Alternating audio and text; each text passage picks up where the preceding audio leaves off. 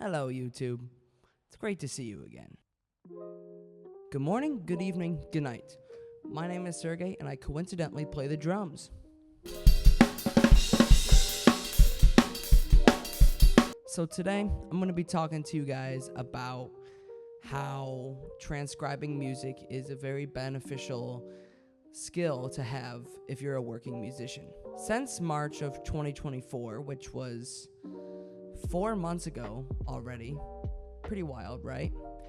I have been called for numerous very different gigs that are out of my wheelhouse of experience, and for those gigs, I had to end up learning new songs and new styles of music that were very unfamiliar to what I'm normally used to. For example, I did a emo grunge gig.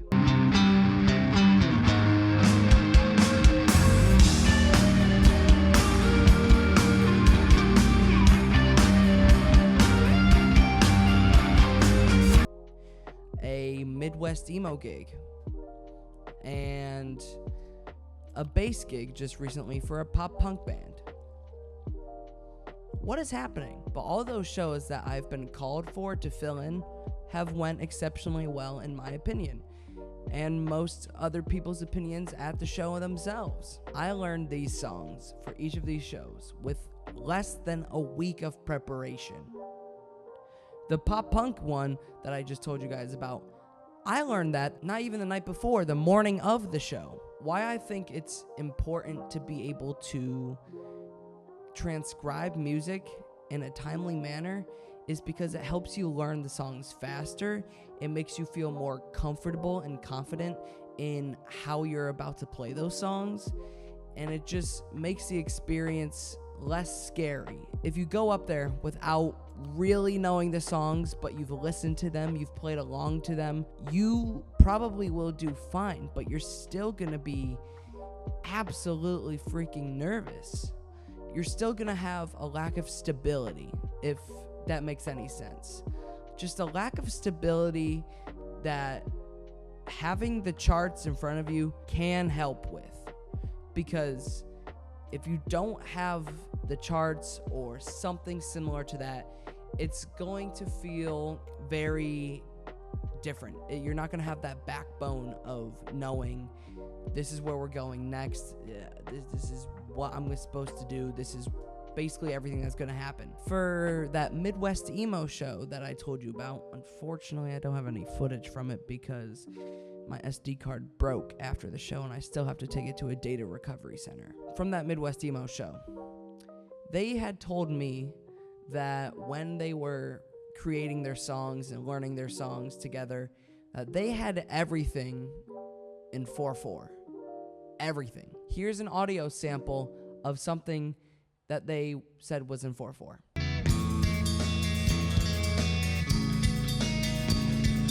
Yeah, that's me playing it in 4/4. So when I was charting out the song, but when I was learning this song, I heard this section and I said, this isn't in 4, this is in 5/8, and here is that sheet music that shows you that it's in 5/8.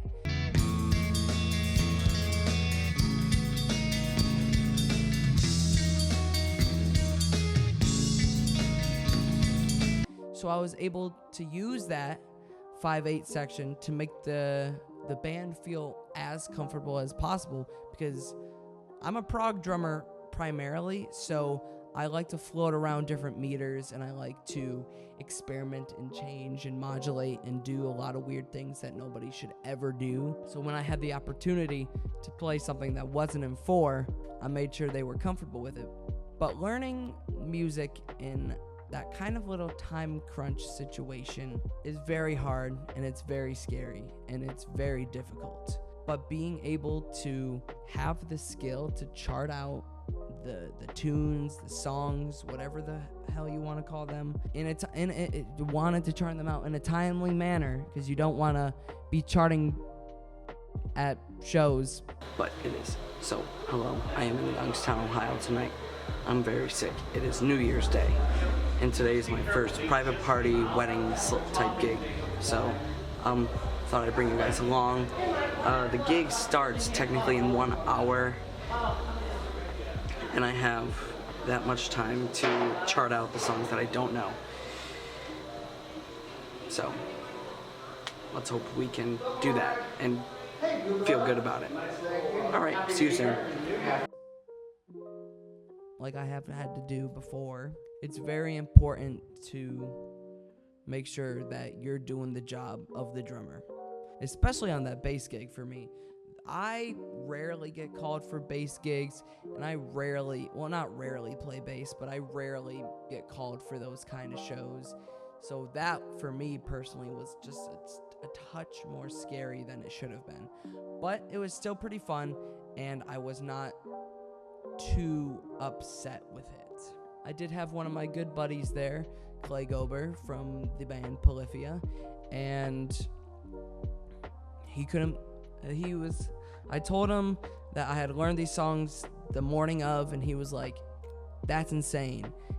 And then I was like, I don't know how I did it, because at that show they decided to transpose everything. So being able to chart out music in a certain key and then also being able to transpose it on the spot, that was like a heart attack and a half. And it was not fun.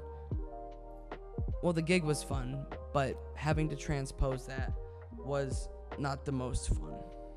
This is why I think it's important for most musicians, gigging musicians, working musicians, surprisingly touring musicians, to be able to chart out songs and write out the sheet music themselves, because it makes you feel more comfortable with the music.